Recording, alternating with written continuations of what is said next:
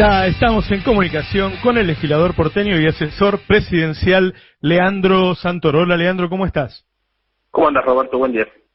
Buen día. Bueno, comentábamos recién del asombro de ver que Rodríguez Larreta, ya de por sí estamos en desacuerdo con cualquier represión, que reprima a los enfermeros, a la gente que nos está salvando la vida, no me cabe en la cabeza, no lo entiendo.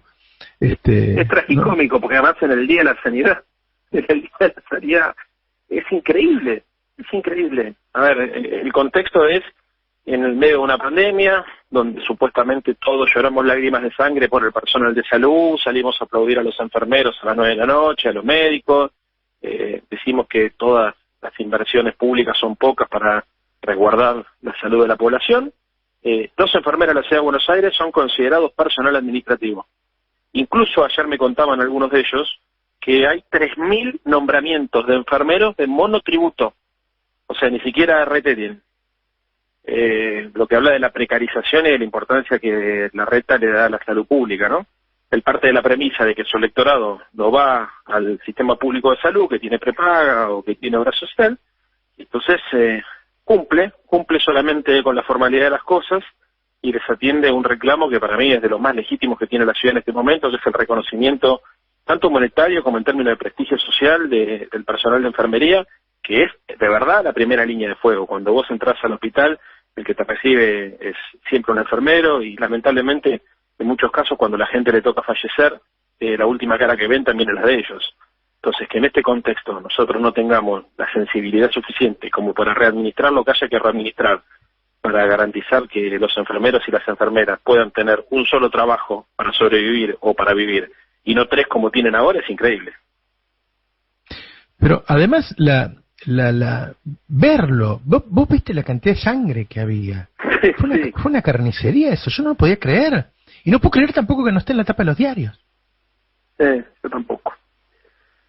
Sí, a ver, yo tenía una reunión armada con los enfermeros y las enfermeras desde hacía por lo menos 15 días con Sergio Massa a las 5 de la tarde en el Congreso de la Nación, sin saber obviamente que iba a ocurrir esto.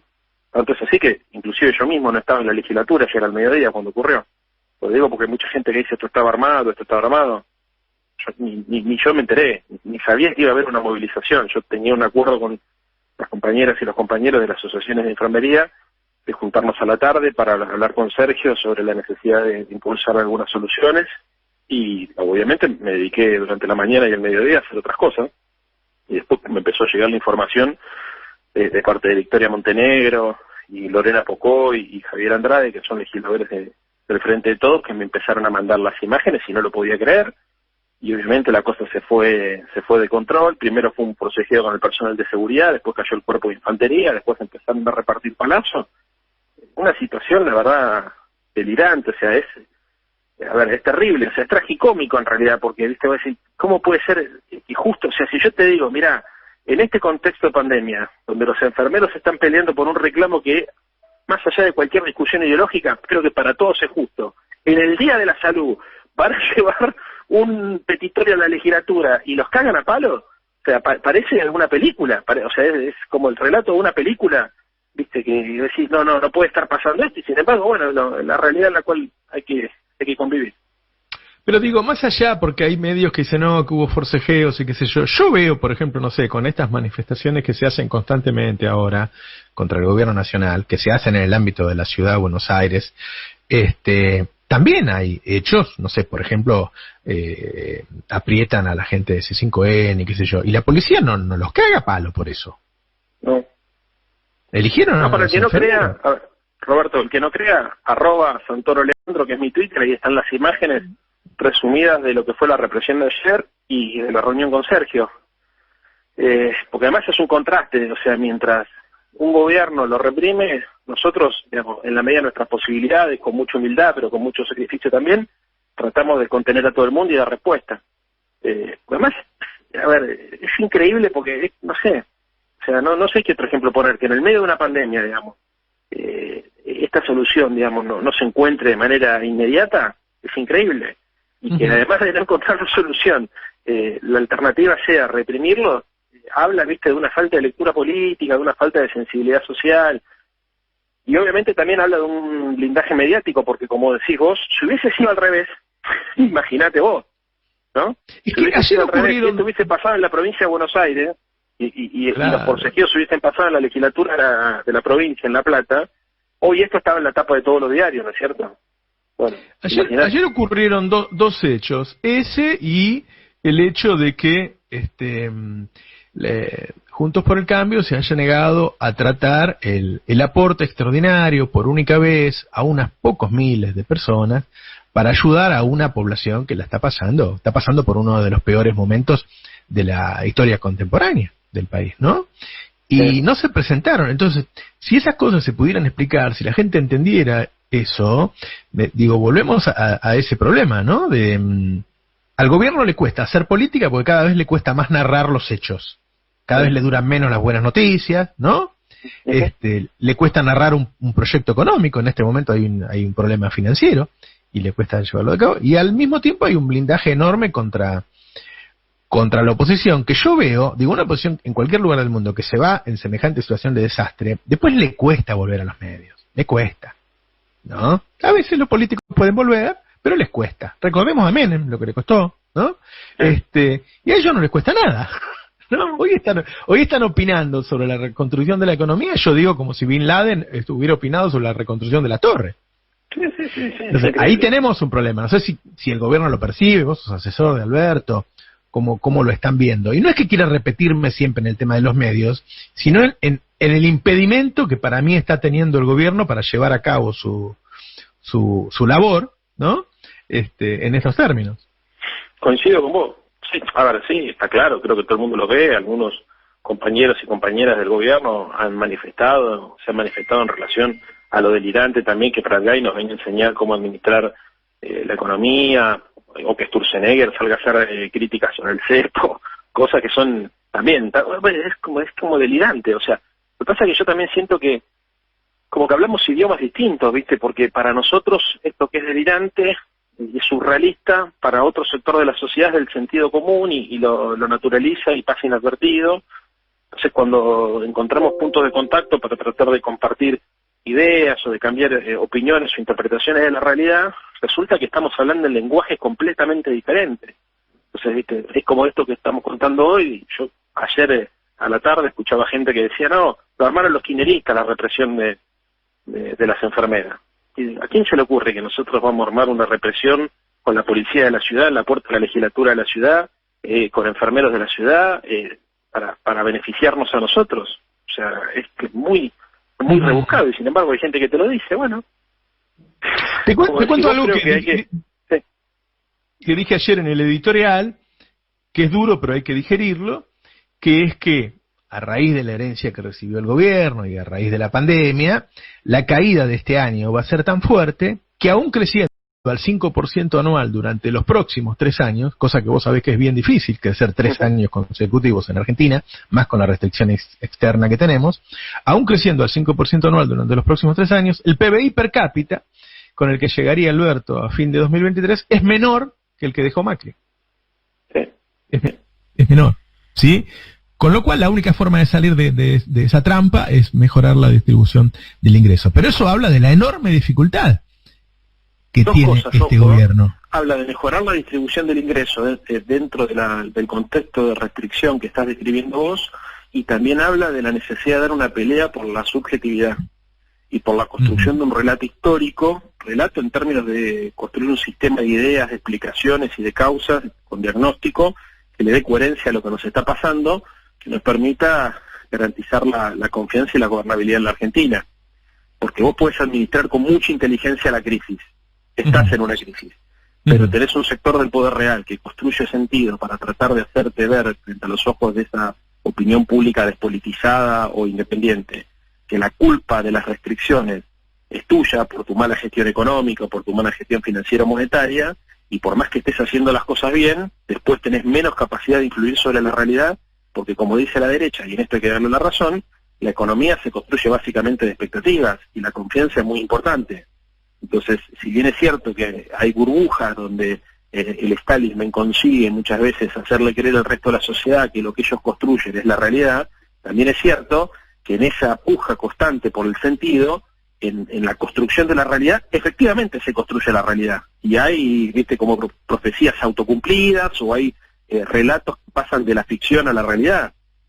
Millones de casos podríamos poner en la historia argentina, donde por desatender la batalla cultural, por desatender la construcción de la subjetividad, por desatender la narrativa que le dé coherencia a lo que está sucediendo, gobiernos con buenas intenciones naufragaron.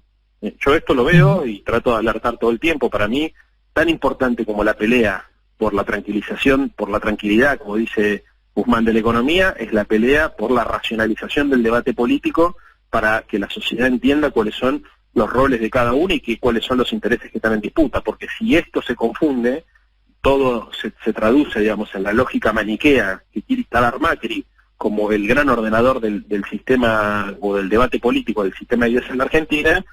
Va a ser muy complicado para cualquier proyecto popular llevar adelante una administración sensata. Yo ayer veía que en México, viste, hay una ola de protesta similar a la que hay acá, en términos muy parecidos. Si vos escuchás las cosas que dice, son muy... Bueno, ocurre en España, ¿no? En México, en España y en Argentina hay un discurso parecido y está en progreso, en una evolución cada vez más rápida, no sé si llamarle destituyente, pero una queja cada vez más fuerte, más agresiva. En México pusieron unas carpas, es decir, un día hicieron la marcha y se quedaron los tipos. Y estuvieron un montón de días hasta que vino una tormenta torrencial y se tuvieron que ir buena parte. Pero digo, podía no haber ocurrido lo de la tormenta, y ya empezaron a tomarle la capital. O sea, si vos no frenás esto, uno no sabe cuál es el límite, hasta dónde van a llegar, ¿no? Y yo no sé, mira, yo ayer hablando con un funcionario del gobierno, yo decía que todo el sistema es procíclico, ¿no? Es decir, bueno, los grandes medios, los de papel, qué sé yo, tienen grandes pautas históricas, ya está así, y yo digo, esa lógica hay que romperla. Y yo entiendo que, bueno, yo no soy el que decide, yo te doy mi opinión, los que deciden son ustedes. Me dicen, sí, lo que decidimos somos nosotros, como diciendo, no me importa un carajo lo que vos opines. Y yo, si vos tenés esa característica así procíclica y no haces nada para romperlo, bueno, entonces, si no haces nada para romperlo, no es que se va a quedar acá, van a avanzar, cada vez va a ser más agresivo. Me parece a mí, no sé. Si seguimos haciendo las mismas cosas, seguiremos obteniendo los mismos resultados. Sí. Además, está claro, digamos, que acá hay una narrativa también, podríamos decir, mundial, de la derecha en tratar de empatizar con la incomodidad que genera las restricciones que impone la pandemia o la cuarentena, claro, en la reivindicación de un discurso, una supuesta libertad que está amenazada por los gobiernos populistas que en lugar, digamos, de liberar las cosas para dejar que la economía funcione con normalidad, tratan de obstruir y de regular de manera de perjudicar la vida común de la gente. Ese relato es un relato complicado. A ver, en ese sentido se entiende, por ejemplo, la propuesta de Larreta también de llevar las clases faltando 3 meses para que termine el ciclo escolar a las plazas. O sea, lo que les interesa es la foto, es decir, mientras hay un gobierno que regula la economía, que te prohíbe que compras dólares, que regule la vida social, que te prohíbe que vayas a comer afuera, nosotros estamos dando la pelea para que los pibes puedan volver a la clase y vos puedas sacártelos de encima, digamos, ¿no? Porque el valor de la libertad es un valor innegociable. Y mezclan todo, porque esto que yo estoy diciendo, incluso si no lo dijera el sentido irónico, en algún medio de comunicación podría ser tranquilamente el discurso de un dirigente opositor que reciba apoyos y aplausos. Claro. Es tan increíble, mezclan todo, o sea, a veces, a ver, ¿por qué estamos peleando contra la cuarentena? Porque en realidad estamos peleando contra el Estado. ¿Entendés? Claro. Y lo que se está buscando acá es un discurso antirregulación, de liberación total, digamos, y además fíjate qué perverso, porque ellos asemejan la sociedad al mercado. Ellos te dicen, claro, ¿quién es el que construye la riqueza? No es el Estado, es el mercado. No, muchacho. Acá el que construye la riqueza es la sociedad con el esfuerzo y con su trabajo. En todo caso, digamos, el mercado es parte de esa sociedad, una parte, digamos, ¿no es cierto? Como el Estado también es otra parte de esa sociedad, ¿no? Que si no interviniera, podría hasta incluso destruir riqueza. Bueno, toda esa confusión en los términos la manejan de manera muy inteligente, obviamente con un sistema y un dispositivo de medios que le permite darle racionalidad a estos disparates y que hace que nosotros, por ejemplo, estos discursos que estamos teniendo, o estas charlas que estamos teniendo entre nosotros, donde a veces para tratar de graficar lo que hacen los demás, en otro contexto, al revés de pensarse como una ironía, se pudiera llegar a pensar como un relato combativo.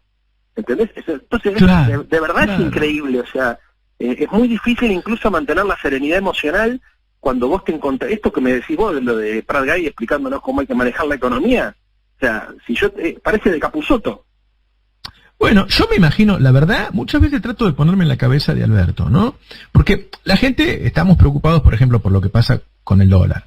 Y la verdad, yo te tengo que decir, como especialista en el tema, que lo asombroso es que no se haya ido a la mierda el dólar antes, ¿no? O sea, le dejaron una situación tan desastrosa, que era obvio que en algún momento ibas a tener una tensión cambiaria. Recordemos que Macri la tuvo desde 2017 la tuvo durante 2 años.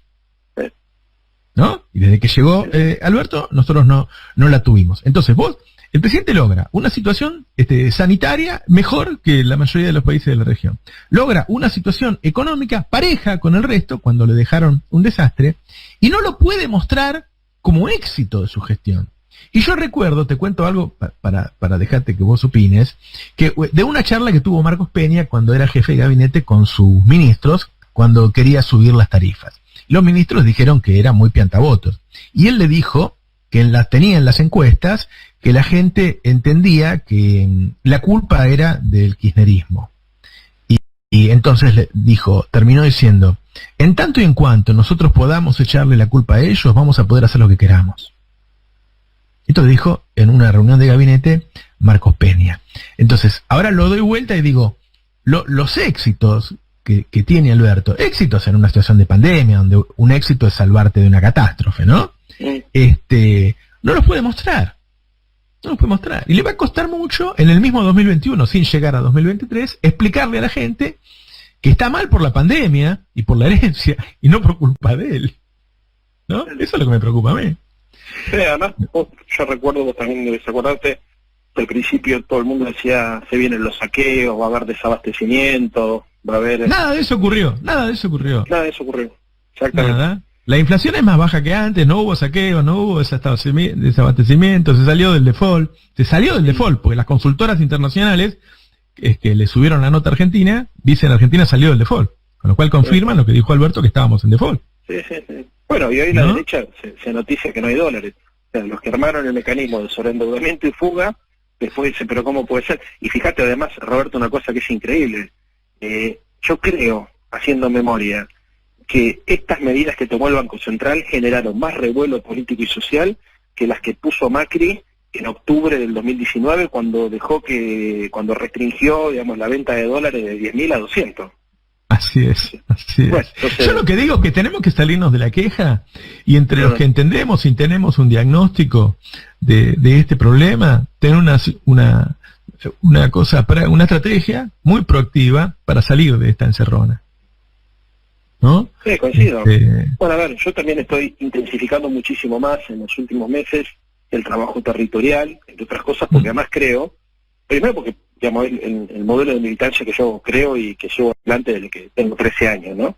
Vinculado de verdad al territorio, a los problemas de la gente, a mi propia cosmovisión, digamos, ¿no es cierto? Que es tratar de representar, digamos, a los que se me parecen y a los que yo creo representar en el marco de las instituciones. Pero después también, porque para dar estos debates es muy importante la legitimidad de origen de los dirigentes. O sea, si vos hablás todo el tiempo encerrado en 4 paredes, con alfombra, con secretaria, con chofer, en un microclima, se te nota. Sí. Que estás diciendo algo, ¿me entendés? Que te contaron, que no es algo que vivís. Y yo creo que lo peor que le puede pasar a una sociedad no es pasarla mal, sino pasarla mal y sentir que sus dirigentes no saben que le están pasando mal o que la pasan mucho mejor que ellos. Entonces, a mí lo que más me perturba desde hace mucho tiempo, inclusive antes que gane Alberto, viendo lo que pasó en Chile, es la posibilidad de un avance de la antipolítica como consecuencia del crecimiento de un malestar en la región producto de la precariedad de la estructura socioeconómica. Entonces yo esto lo he hablado con vos desde hace por lo menos varios meses, y he tratado de marcar en algunos programas de televisión este mojón para tratar de llamar la atención al conjunto del sistema político, que uno empieza a ver desde hace ya varios meses, antes incluso que asuma Alberto, un malestar que no logra ser traducido en demanda por parte de los partidos políticos. Y cuando ese malestar no se traduce en demanda, no se traduce en política pública, no se traduce en proyecto de ley, no se traduce en discursos racionales, la gente explota contra todos. Y ahí no importa si sos radical, peronista, de izquierda, de derecha, honesto, corrupto, sos político, inclusive no importa si sos periodista o sos diputado. La gente te identifica como parte de la discusión política y sos culpable de todo. Y ahí puede venir cualquier cosa. Un Bolsonaro, cualquier cosa.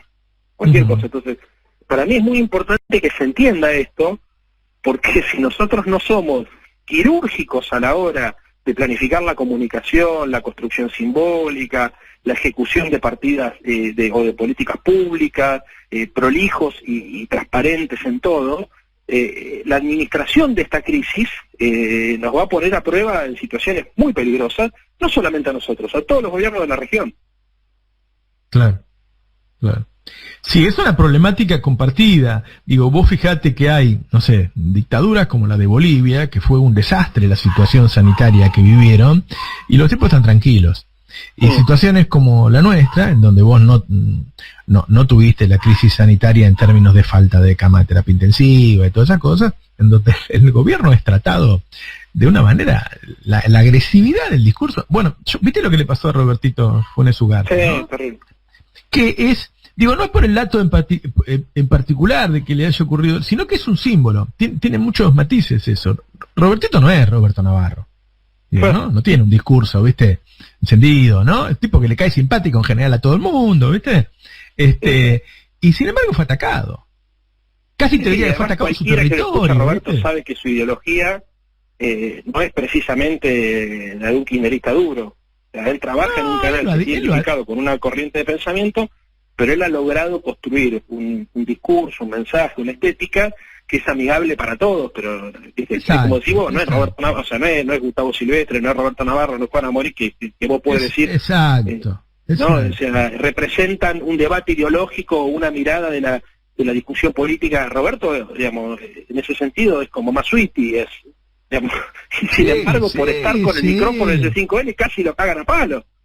Bueno, te doy un dato más, que ayer lo corroboré. Yo, en enero de 2016, un psicoanalista muy importante de la Argentina me contó algo. Me dijo, tengo la mitad de mis pacientes con una situación de alivio maravillosa.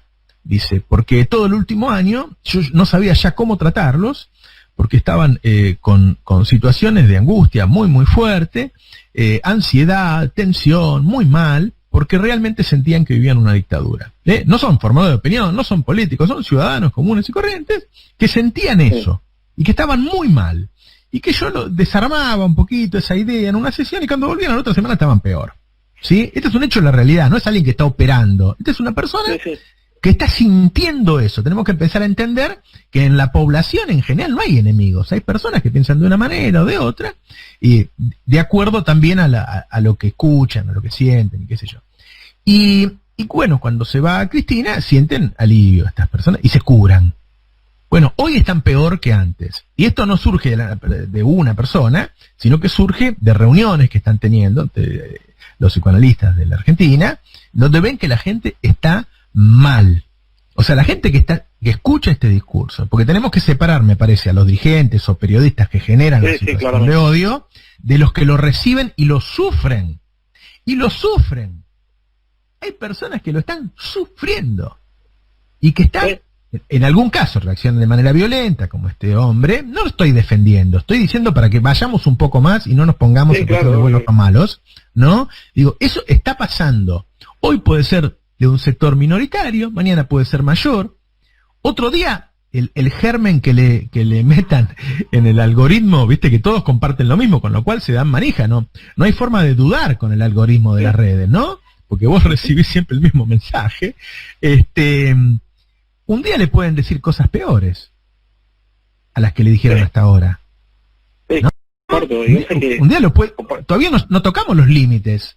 No, comparto la preocupación y yo también lo vengo reflexionando. O sea, más, hace un ratito lo estaba pensando y después me desvié con lo que te estaba comentando porque te quería tocar este tema también, ¿no?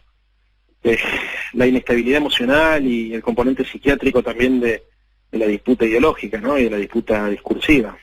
Porque, a ver, este muchacho que le quiso pegar a Roberto es el síntoma de un problema mayor, no es la causa del problema, no es que hay locos, es que hay una situación política muy difícil, muy maniquea, planificadamente maniquea, que enferma a la gente, que genera tensiones y que genera obviamente estados de ánimo que son, que son reales, porque vos podés decir, che, esto no es real, pero el tipo lo vive como real, entonces en ese momento pasa a ser un fenómeno social. O sea, si hay mucha gente, por ejemplo, que cree que estamos en presencia de una invasión extraterrestre, aunque no haya extraterrestres, tenés otro problema, que es que hay mucha gente que lo cree, por poner un caso, ¿no?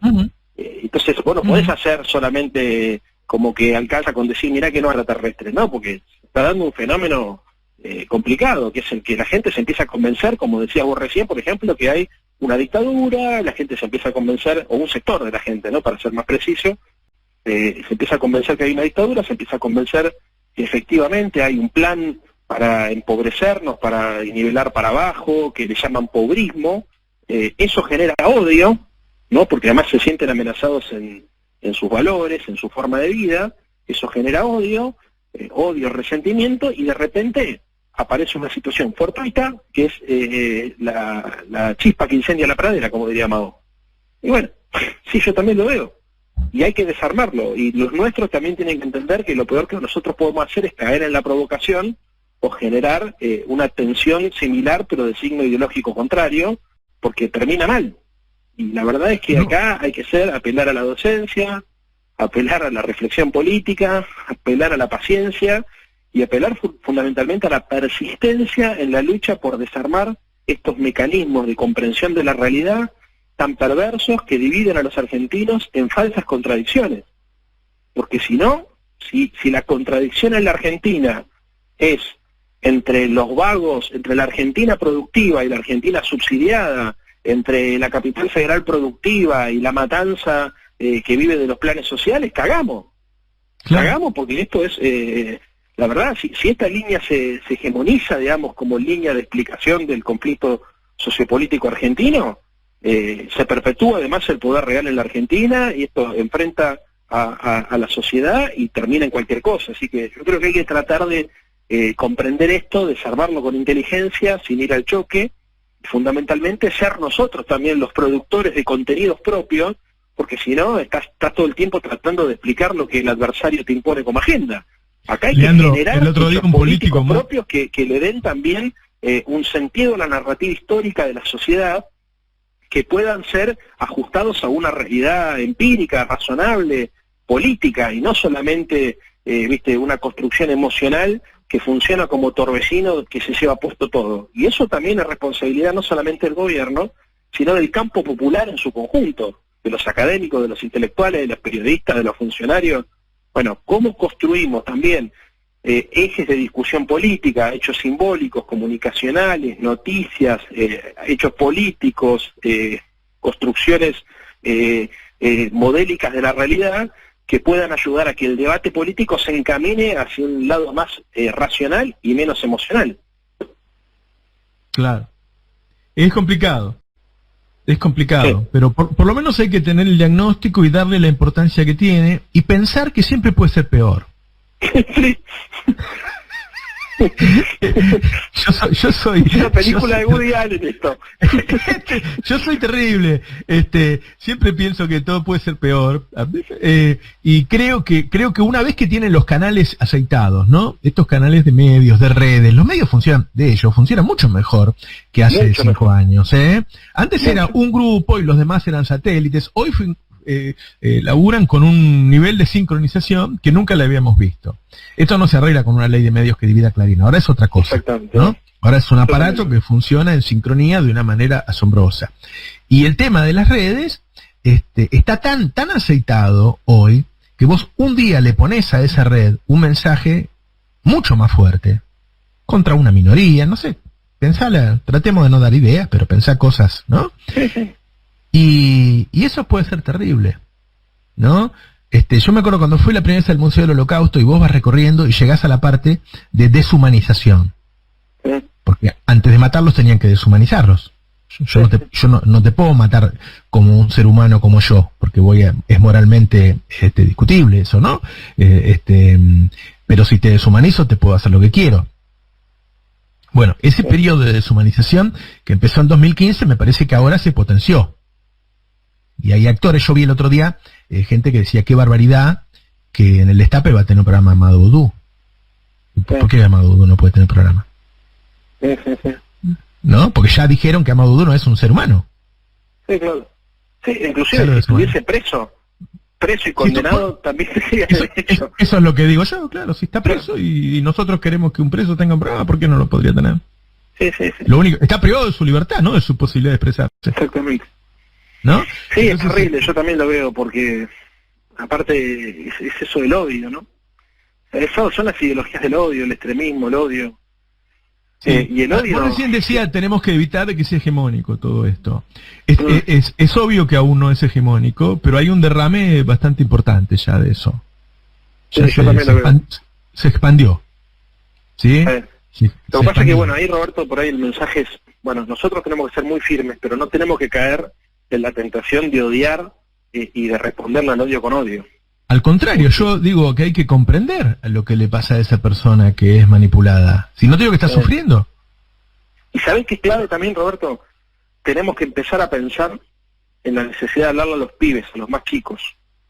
Porque el problema real es si se da un proceso de politización por ultraderecha en la juventud. Yo ya veo que hay un proceso de politización por derecha. Vos pensás que, a ver, se dice habitualmente que cada lustro se incorpora una generación a la política, cada 5 años más o menos, ¿no? Y la verdad que del 2015 al 2020 no es lo mismo que el 2010 al 2015, ¿eh? Claro, todo el proceso, me lo dice Pedro Rosenberg, el cadete, claro. Que a él le preocupa mucho todos estos jóvenes que aparecen así. Porque si vos eras pibe y te incorporabas a la vida pública, porque empezabas a leer o preocuparte, entre el 2010 y el 2015 tenías una agenda, un horizonte, un vocabulario, prácticas, o sea, había un montón de cosas. Vos pensás la diferencia, Roberto, entre el 2010 y el 2015 y el 2015 y el 2020. ¿No? Entonces, yo estoy muy preocupado por eso, porque en realidad todo esto, mientras sea nicho de un sector minoritario de la sociedad que tiene, bueno, cierta edad, cierto resentimiento, que bueno, está bien. Pero el problema es si esto prende a los pibes. Si esto prende a los pibes, ahí sí de verdad estamos en un quilombo enorme, ¿viste? Porque cuando los pibes toman... Y además yo lo que noto es que mucho de esto de las redes sociales, la agresividad con la que escriben algunos pibes, digamos, para tratar de expresar sus ideas políticas, que es la de Milei. ¿Me entendés? Claro, o sea, claro. Es eso, o sea, es, ¿viste? Para decir algo, más allá de que vos estés de acuerdo, yo muchas veces no estoy, ni siquiera analizo si estoy de acuerdo o no estoy de acuerdo con lo que está diciendo, sino con la bronca y con el odio que lo dice. O sea, yo creo, por ejemplo, que, a ver, vos podés discutir si hay que cobrar más o menos impuestos. Lo que vos no podés discutir es si una persona que quiere cobrar un impuesto es un ladrón o no es un ladrón, porque eso en ningún país del mundo. En ningún país del mundo se asocia un impuesto con el robo. Podés hablar de un impuesto que sea más o menos confiscatorio, como se da, bueno, si hasta tal punto, pero no la idea de el impuesto equivale al robo. Porque hay gente que eso que yo al principio hacía como un consumo irónico de eso, y decía, mirá qué boludo, y después me empecé a preocupar, porque dije, che, pará, hay un montón de gente que lo está repitiendo.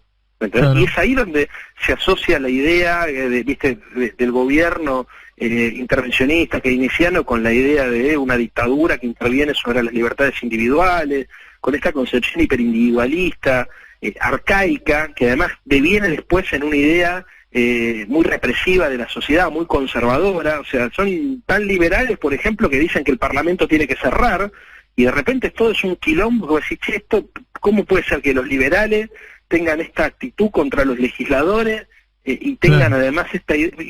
Se mezcló todo, y bueno, y eso es un problema, ¿eh? O sea, yo lo estoy identificando como un problema. Leandro, acá hay mucha gente que me está diciendo que te pongamos un programa de radio. Bueno, cuando quieras. Sí, me gustaría. Sí, lo que pasa es que tengo unos horarios muy raros, y el problema, yo ya te lo dije en algún momento, que el problema que tengo es que, por ejemplo, ahora porque te ordené el día de determinada manera, pero mañana no es igual que hoy. Entonces, claro, ¿y querés dormir también? Sí. Un abrazo, Leandro. Abrazo grande. Chao. Vamos a escuchar música.